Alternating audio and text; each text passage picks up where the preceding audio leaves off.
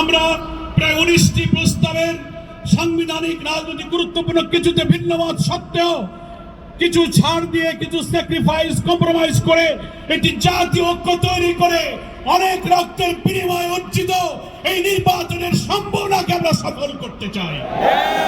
আমরা সকল রাজনৈতিক দলকে আহ্বান জানাবো, বক্তৃতার সময় শুধু বলবেন ব্যক্তির চেয়ে দল বড়, দলের চেয়ে দেশ বড়, আর যখন দেশের স্বার্থে যখন কোনো ত্যাগ, কোনো ছাড় এবং কোনো বিষয় ঐক্যমতের প্রশ্ন আসে, তখন দলেরা নিজের স্বার্থকে বড় করে দেখলে বক্তৃতার সাথে নিজের কথার এবং কাজের কোনো মিল হয় না।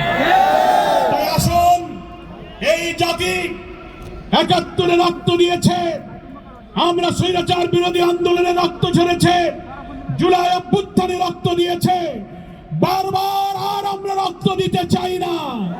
আমাদের সন্তান তরুণ সমাজ প্রায় ১৪০০ ছাত্রের জীবন দিয়ে ৩০,০০০ মানুষ আহত হয়ে আমাদেরকে যে ঋণের দায় আবদ্ধ করেছে, নতুন বাংলাদেশ একটি অবাধ নির্বাচনের মাধ্যমে মানবিক বাংলাদেশ তৈরি করে তাদের স্বপ্ন আমাদের পূরণ করতে হবে।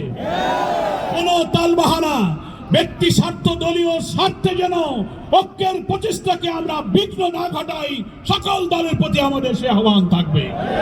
আমরা এখনো দেখতে পাচ্ছি নির্বাচনের আগে লেভেল প্লেইং ফিল্ড কোথাও মানা হচ্ছে না।